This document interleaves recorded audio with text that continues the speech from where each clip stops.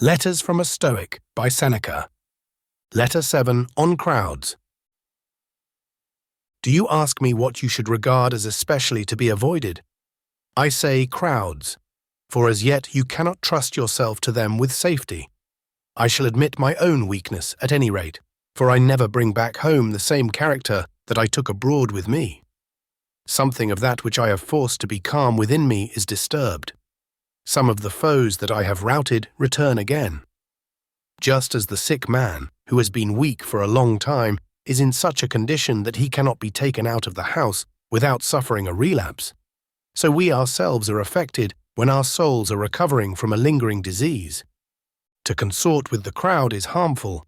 There is no person who does not make some vice attractive to us, or stamp it upon us, or taint us unconsciously therewith. Certainly, the greater the mob with which we mingle, the greater the danger. But nothing is so damaging to good character as the habit of lounging at the games, for then it is that vice steals subtly upon one through the avenue of pleasure. What do you think I mean? I mean that I come home more greedy, more ambitious, more voluptuous, and even more cruel and inhuman, because I have been among human beings. By chance, I attended a midday exhibition, expecting some fun, wit, and relaxation, an exhibition at which men's eyes have respite from the slaughter of their fellow men. But it was quite the reverse. The previous combats were the essence of compassion, but now all the trifling is put aside and it is pure murder. The men have no defensive armor. They are exposed to blows at all points, and no one ever strikes in vain. Many persons prefer this program to the usual pairs, and to the bouts by request. Of course they do. There is no helmet or shield to deflect the weapon. What is the need of defensive armor or of skill? All these mean delaying death. In the morning they throw men to the lions and the bears. At noon they throw them to the spectators.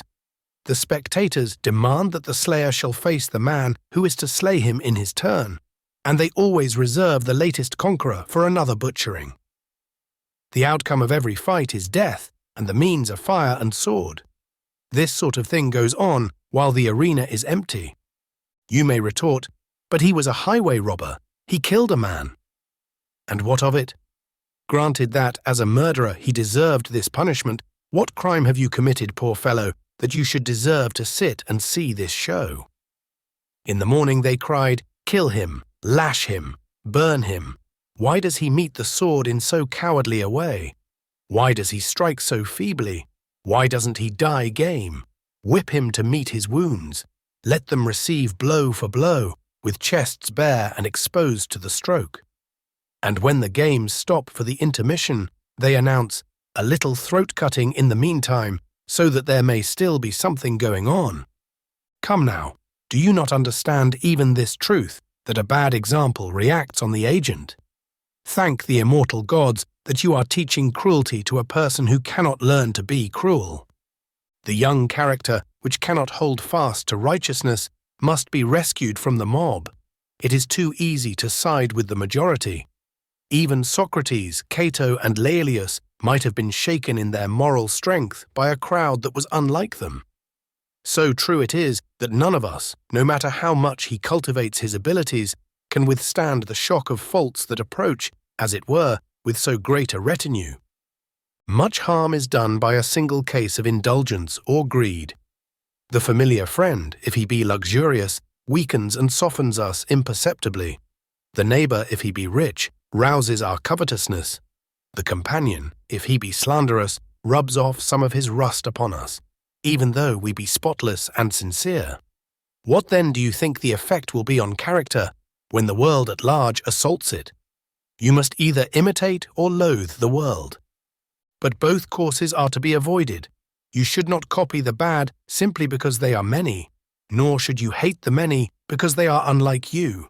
Withdraw into yourself as far as you can. Associate with those who will make a better man of you. Welcome those whom you yourself can improve. The process is mutual, for men learn while they teach. There is no reason why pride in advertising your abilities should lure you into publicity, so that you should desire to recite or harangue before the general public. Of course, I should be willing for you to do so if you had a stock in trade that suited such a mob. As it is, there is not a man of them who can understand you. One or two individuals will perhaps come in your way, but even these will have to be molded and trained by you so that they will understand you. You may say, "For what purpose did I learn all these things?" But you need not fear that you have wasted your efforts. It was for yourself that you learned them.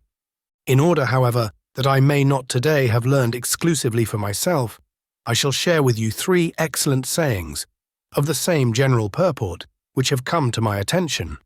This letter will give you one of them as payment of my debt. The other 2 you may accept as a contribution in advance. Democritus says, "One man means as much to me as a multitude, and a multitude only as much as one man." The following also was nobly spoken by someone or other, for it is doubtful who the author was. They asked him what was the object of all this study applied to an art that would reach but very few. He replied, "I am content with few, content with one, content with none at all." The third saying, and a noteworthy one too, is by Epicurus, written to one of the partners of his studies. "I write this not for the many, but for you. Each of us is enough of an audience for the other. Lay these words to heart, Lucilius, that you may scorn the pleasure which comes from the applause of the majority. Many men praise you, but have you any reason for being pleased with yourself if you are a person whom the many can understand? Your good qualities should face inwards. Farewell."